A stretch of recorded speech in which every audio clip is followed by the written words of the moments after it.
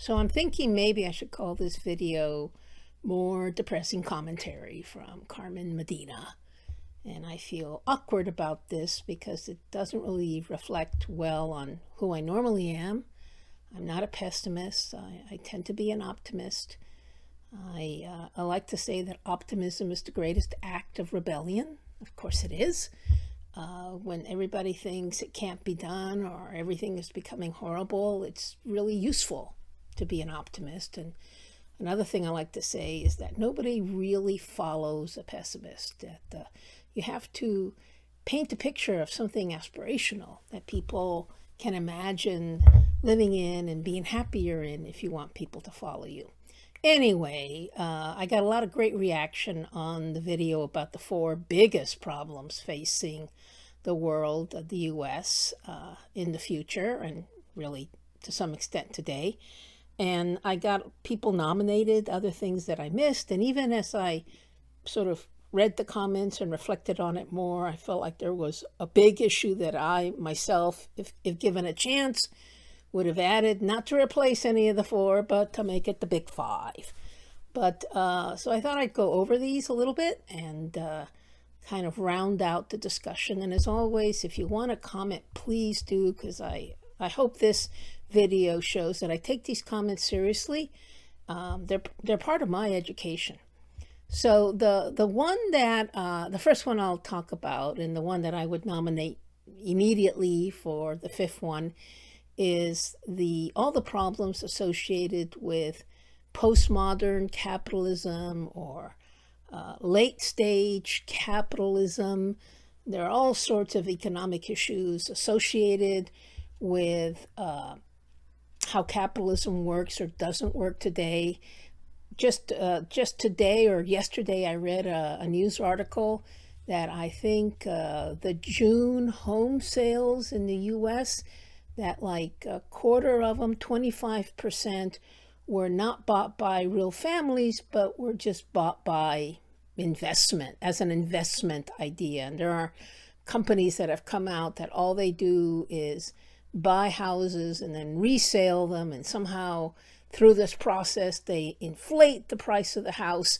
And I just don't think it's very healthy for an economy to have a huge percentage of its economic activity be sort of parasitic in nature, which I think this is, and cynically taking advantage of other people. I'm not happy about that. And I think that is an issue that is a good candidate for being number 5.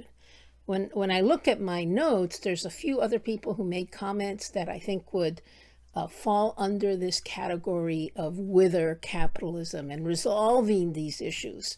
One of them is the end of globalization.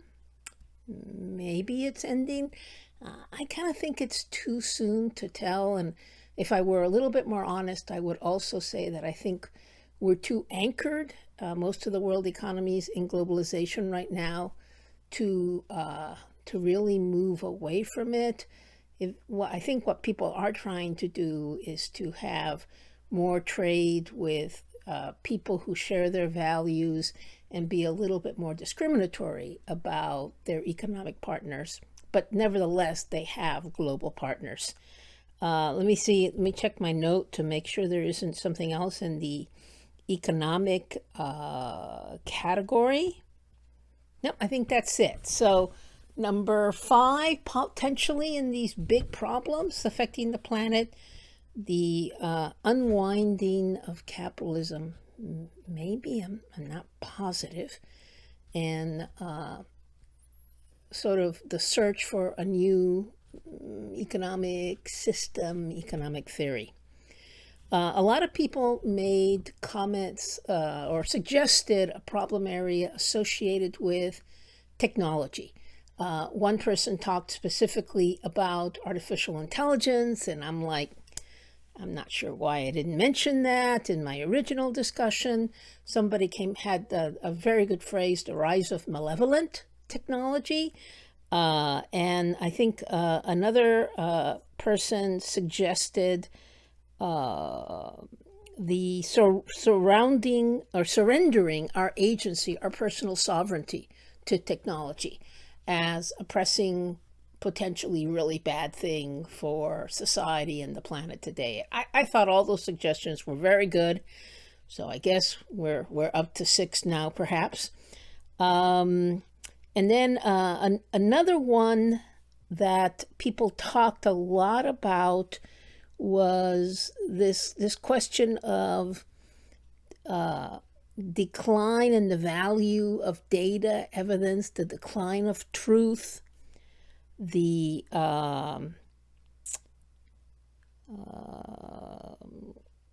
what else? A lack of critical thinking. That was another suggestion somebody made, and I think those. I mean, you could argue, or I would argue, just because I don't want to inundate us in problems.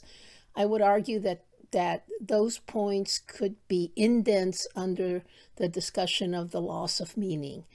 One of the things that happens when people don't have meaning in their lives is that they lose boundaries, they lose parameters, they lose trust, they don't know what information to believe in, because whatever purpose or meaning you have established for your life tends to be the filter through which you look at information and establish trust. And all of that is, I think, eroding. And so that's the argument I would make, that you could subsume these ideas under the loss of meaning. But nevertheless, I think they're really important, and they need to be called out. There was also, I think that's the end of the specific sort of new ideas that arguably people wouldn't necessarily think were included in the ones that I was talking about. Let me just go through the rest of them, the ones that I haven't mentioned so far, and comment on that. Somebody talked about the disappearing American moderate. I think you could say the disappearing worldwide moderate political voice. I think that also falls under the loss of meaning. In other words, when people are confused and the situation seems chaotic, I think that they can easily or more naturally go to either extreme. One of the things that I thought a lot about as an analyst at the CIA was that in situations of radical change or volatility or rapid social change, that it was always very difficult for the middle to hold. I usually did not expect the moderate positions to hold. Some people talked about, some people were happy that I talked about, when I talked about the planetary problems, the plight of insects. And there were a couple of people who commented and amplified how important insects are, and what would happen in the world if we lost all our insect pollinators? Would this become some kind of drudge work that individuals or perhaps robots, little drones, would have to do? I thought that was interesting. There was also a discussion of poor and ineffective reaction to climate change. Yes, and I think the fact that the system is so complex, the planetary system is so complex, just sets us up for really unintended consequences, which I talked about in my discussion. A global destabilization of institutional trust and authority. Yep, I think that, again, there's so much that I could package into the loss of meaning, and I clearly you could break out that issue into 4 or 5 significant topics, and perhaps one should, just to make sure that each aspect of the problem gets adequate discussion. Somebody else talked about the loss of connection to our planet and to real food, and that's definitely an issue, and I think it's part of the planetary problem, and I think it's also a feature of late-stage capitalism. the way that everybody is trying to sell you processed food, and we've kind of moved away from what I consider to be real, traditional food. I like to go into my local grocery store and just visually see how much of the aisle space is taken up by made up food categories now that, we didn't have 10 years ago, let alone 50 years ago. I want to end with just a short discussion of the one optimistic point that someone made, which was that when I talked about changing global norms, that changing global norms could lead to better global norms, that we could, because of the internet and our easy ability to communicate with each other, that we could, in fact, organically reach a new cultural set point on the planet that would be a better set point than the one we have today. I'm inclined to believe that that's possible.